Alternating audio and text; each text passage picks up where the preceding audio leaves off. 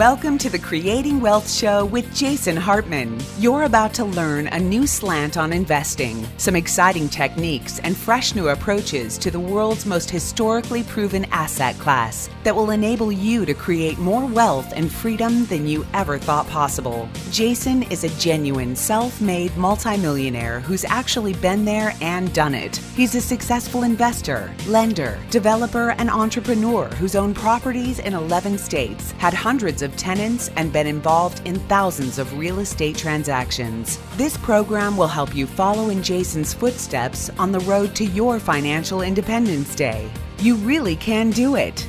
And now, here's your host, Jason Hartman, with the complete solution for real estate investors.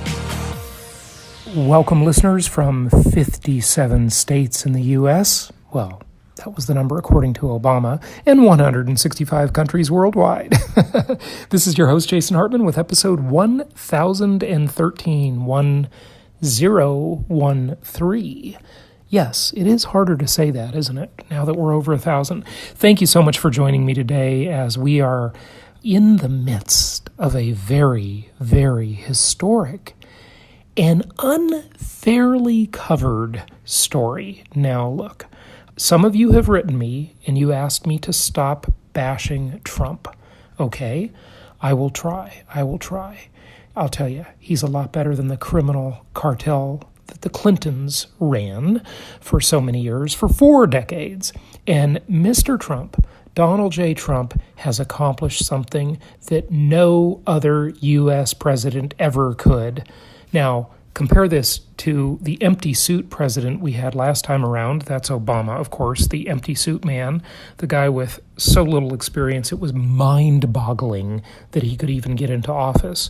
I mean, it really makes you know that there must be some truth to the whole Bilderberg Group conspiracy when someone like Obama can get elected as president, the most powerful person in the world. It's crazy.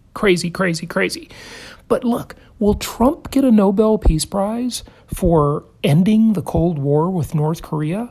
Or, I don't know, maybe the Cold War didn't end yet. Maybe I'm being massively premature and way too optimistic. But it is truly amazing that he accomplished the summit with Kim Jong-un.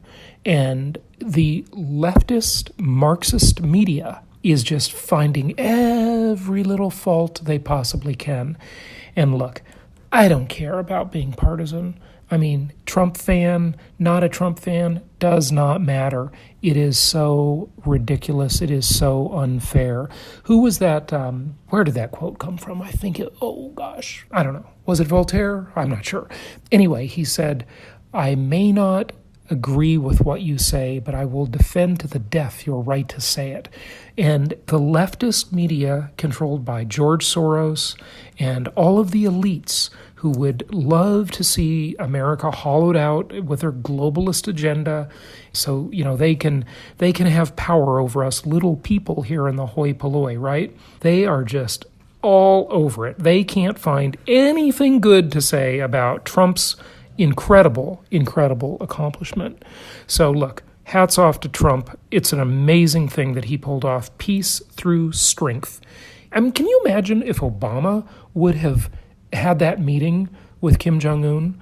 I mean, that would have been, sell America down the river to get the meeting even, right? At least I know with Trump, I don't feel like I'm going to get royally screwed as a citizen, the way I would with Clinton or Obama or any of those, because, hey, the man did write the book, The Art of the Deal, okay? Love him or hate him, but he wrote the book, The Art of the Deal. He's a deal maker. So for whatever it's worth. But it is definitely a historic moment right now that's going on with this whole North Korea thing. Hey, maybe next it'll be a meeting with Iran. Yes, an Iranian-U.S. summit. Wow, that would be amazing, wouldn't it? It really would. Well, hey, on the last episode, I talked about identity theft. And on this episode, we've got an economist on, and you're going to love what he has to say. We're going to talk all about the real estate market. He is a real estate economist from Windermere Real Estate Group. They are based in Seattle. He's obviously in a high-flying cyclical market, so just understand the viewpoint, definitely. But this was a fascinating interview, and I really, really enjoyed it. One of the things he said that was interesting also, and kind of my Trump remarks at the beginning here, is he said that he quoted the Chinese PM who recently said, nobody wins a trade war. And, I'd really, as Jeff, our Venture Alliance member, brought up for me with mentioning Tim Ferriss's interview, he said, let's unpack that. Well, let's unpack that. I really want to unpack that more and see if that's true. I'm not totally sure it is, but it's an interesting thought. I've been pondering that since I did this interview just yesterday. This one's hot off the press for you. But hey, before we go into that, and this relates to the identity theft discussion we had on the last episode, on Monday's episode. Look, this is the new criminal windfall, okay? It is the biggest thing going, identity theft. You've got to protect yourself. I've had several known instances of it myself. I know one of my companies had a known instance of identity theft when someone, probably the cleaning service that would go into our office every night, our office in Irvine, California, they probably found a check laying out somewhere. Maybe it was a commission check in one of my real estate agents' mailbox, or I don't know. I don't know what they found or how they did it. But somehow someone copied our checks, and they went into a bank in Central California. I want to say it was in somewhere like Fresno or Bakersfield or something. And they went into a bank, and I got a call one day from a detective, and he says, Mr. Hartman, do not trust that I'm a detective.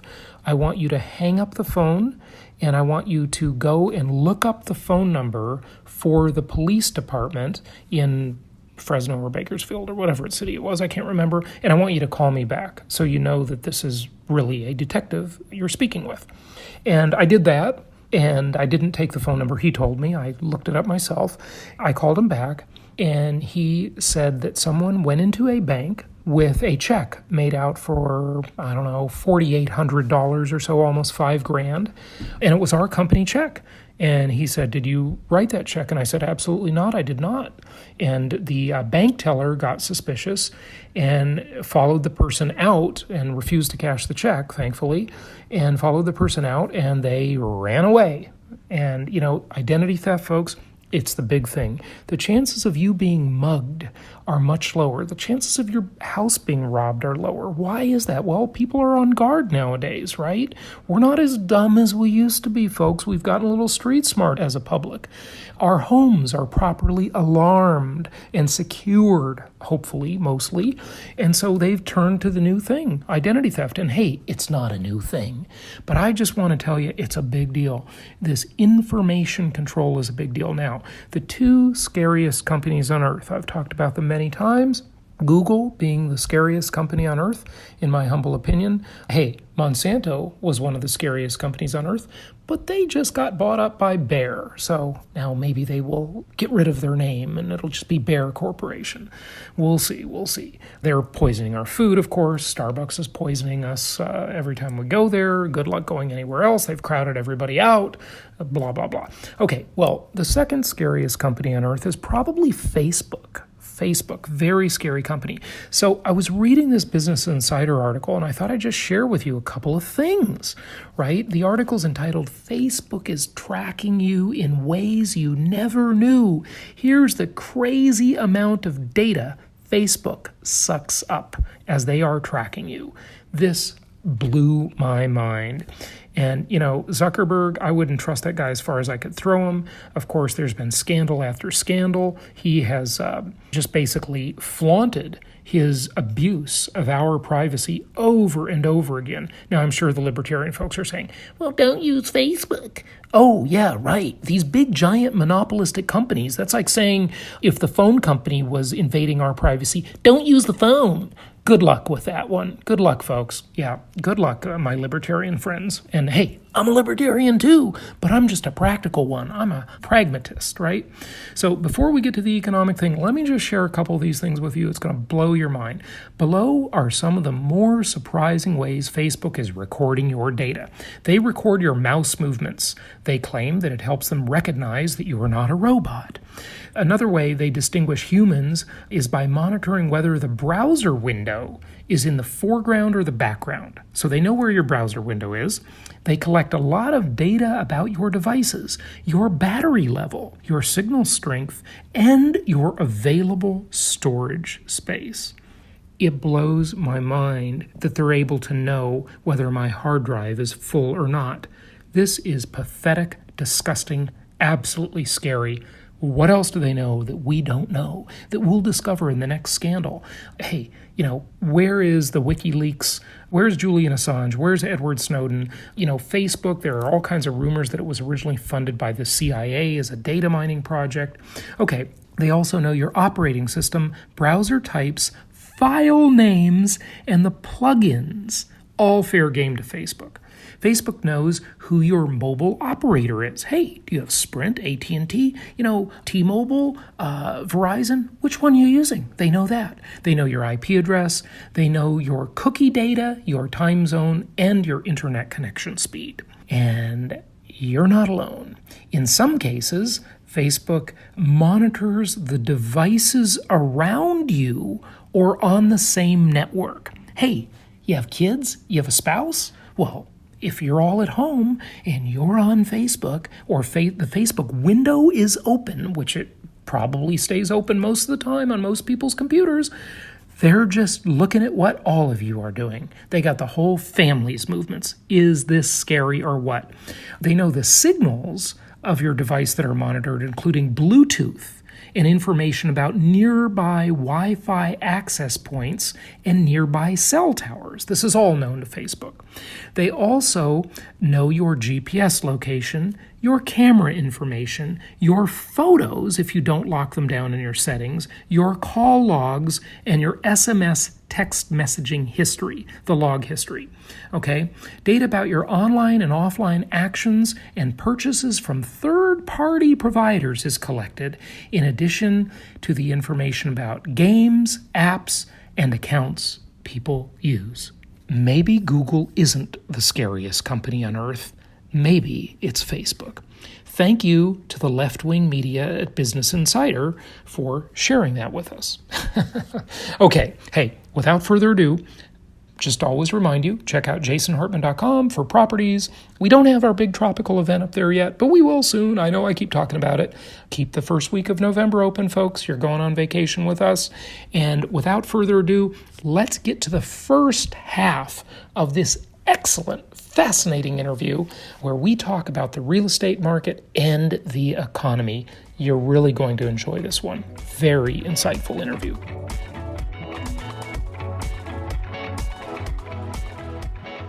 It's my pleasure to welcome Matthew Gardner to the show. He is the chief economist at Windermere Real Estate. Matthew, welcome. How are you? I'm very well, Jason. How are you? Good. It's good to have you on the show, and we always appreciate getting a picture of the economy. That always looks different from everybody's chair.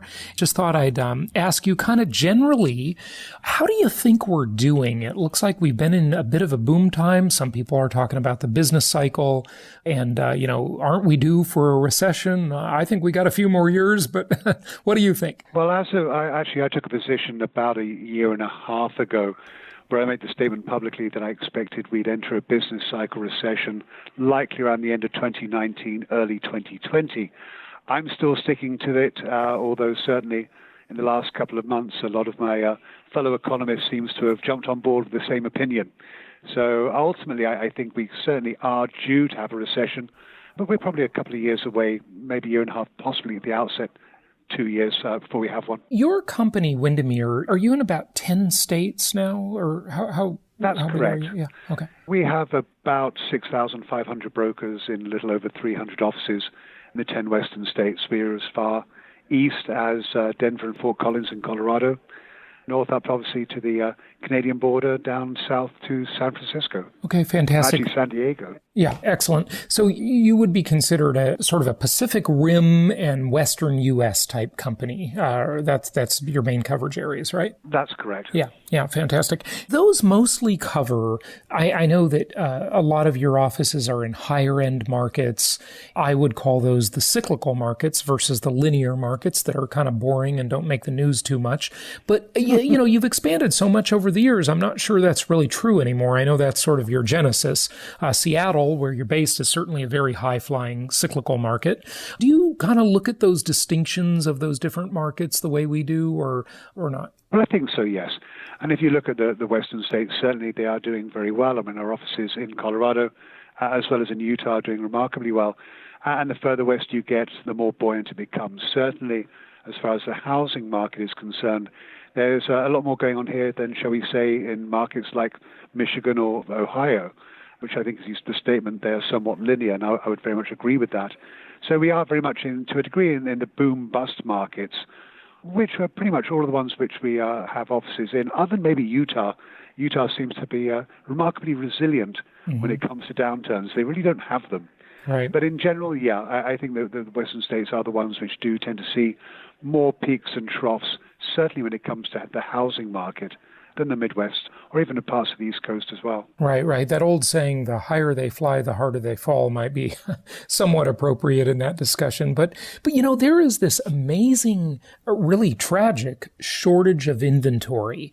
The new home builders, the last time around, they were building entry-level housing before the Great Recession and even into it a bit, but they just haven't built that kind of product at all, and they're building higher price product. What is going on with new home development? I know construction costs have risen dramatically. Is there going to be any break in the inventory shortage? That's certainly one of the questions that I probably get asked more than any other, at least other than, is there another housing bubble? But we might get to that a bit later on. But in terms of new construction, certainly, I mean, the intuitive view would be, if we have a lot of pent-up demand, which we clearly have, why aren't builders building more? Quite frankly, you have to look at the four corners that I call them of new construction development. And those are land, labor, materials, and regulation. Mm-hmm. So if you run through those kind of very quickly, land, certainly in the western states where we have a lot of geopolitical constraints, and those would be the creation of urban growth boundaries, i.e. markets where locations you can build, and outside of those boundaries, areas you really, quite frankly, can't build. We've seen a big push up in the cost of land, and that is something which is coming into play more now, I would argue, than I've seen the last 28 years. So land prices have been going up. Secondly, labor. There's an awful lot of construction workers that were building homes back before the recession started. They've got out the market. They all disappeared off to the Dakotas and went fracking. And unfortunately, those employees have not come back into the housing market.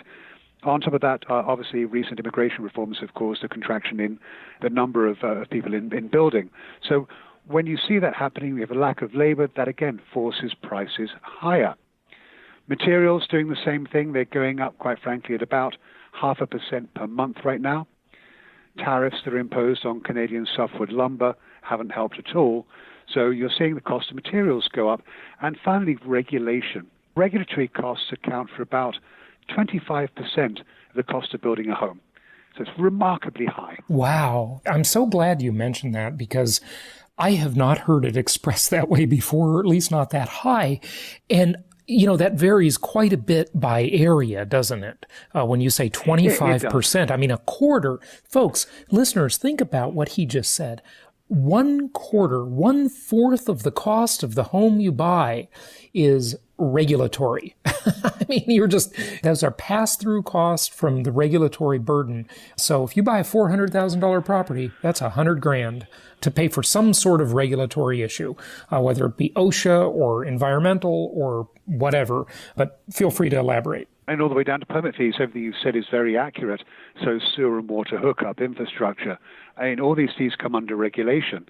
So my point being is that if you imagine a builder who's looking to build a development, he is going to throw in those costs, the land, labor, materials, regulation, obviously add onto that debt service, and that will spit out a number, and the number that he needs to sell the house for in order to make money.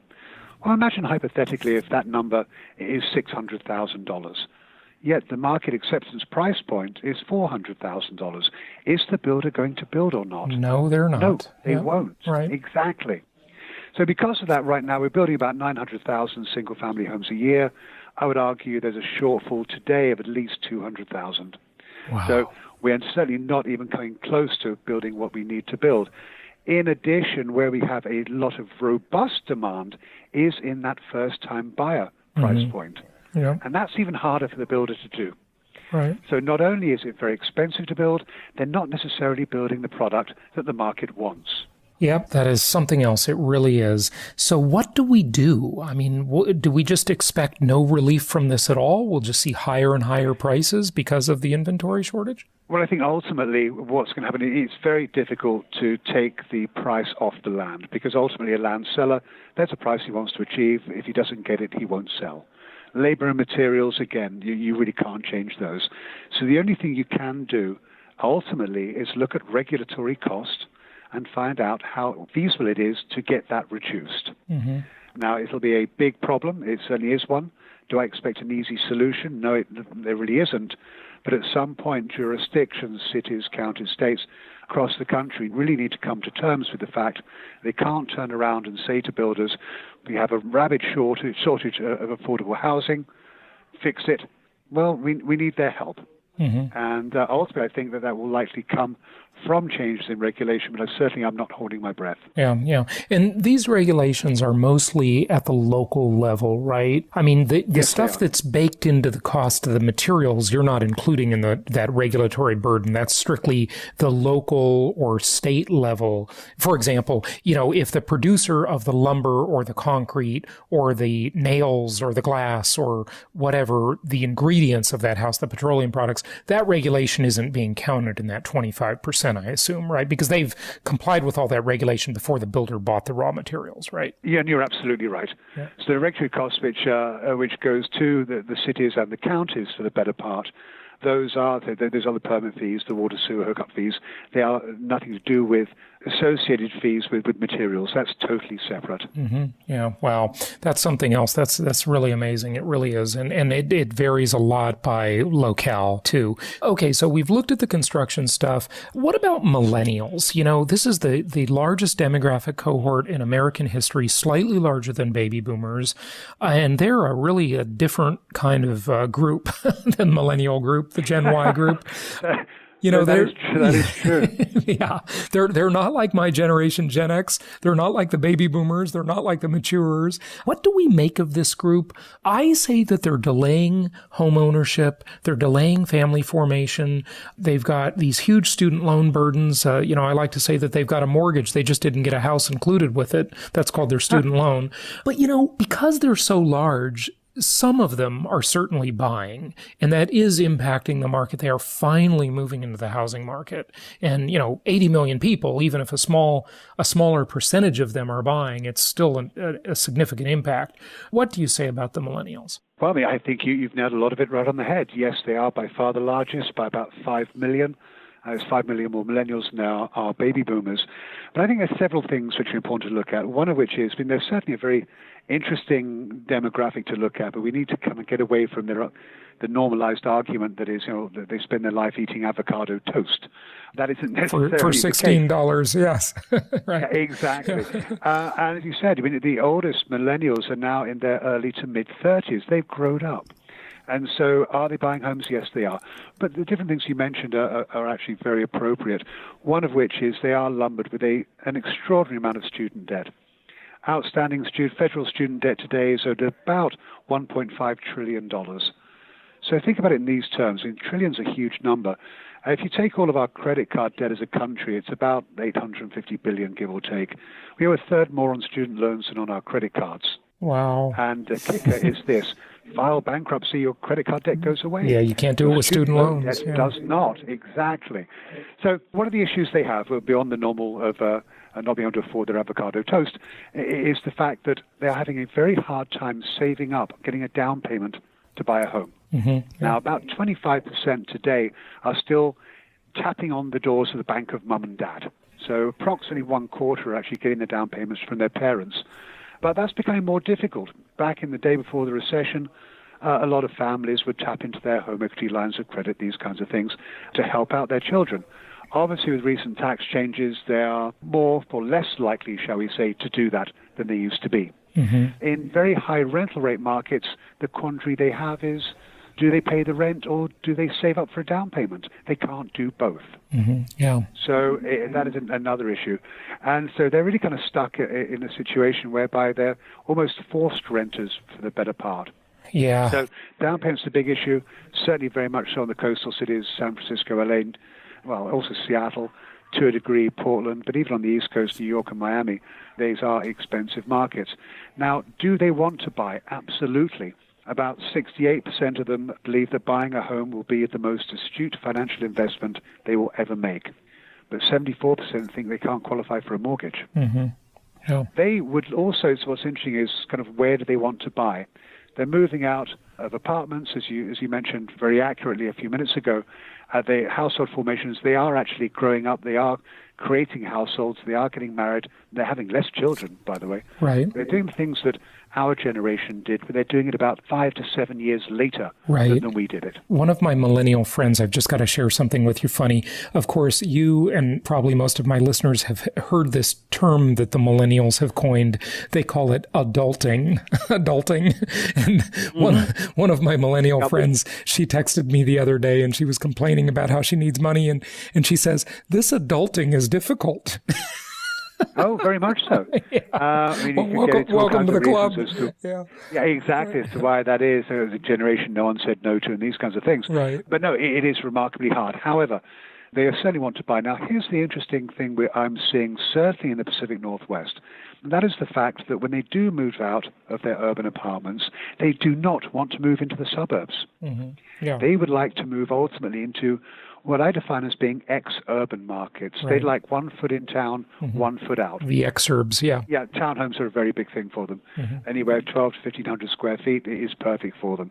Now, the issue is in many markets, and certainly Seattle and Portland and the Bay Area very much so, is the fact that they can't afford those.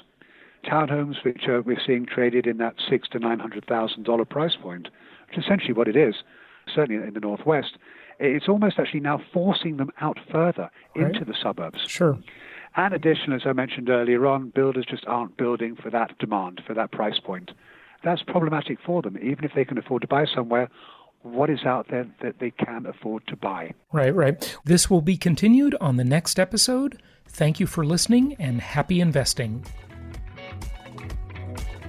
Thank you so much for listening. Please be sure to subscribe so that you don't miss any episodes. Be sure to check out the show's specific website and our general website, hartmanmedia.com, for appropriate disclaimers and terms of service. Remember that guest opinions are their own, and if you require specific legal or tax advice or advice in any other specialized area, please consult an appropriate professional. And we also very much appreciate you reviewing the show. Please go to iTunes or Stitcher Radio or whatever platform you're using and write a review for the show. We would very much appreciate that. And be sure to make it official and subscribe so you do not miss any episodes. We look forward to seeing you on the next episode.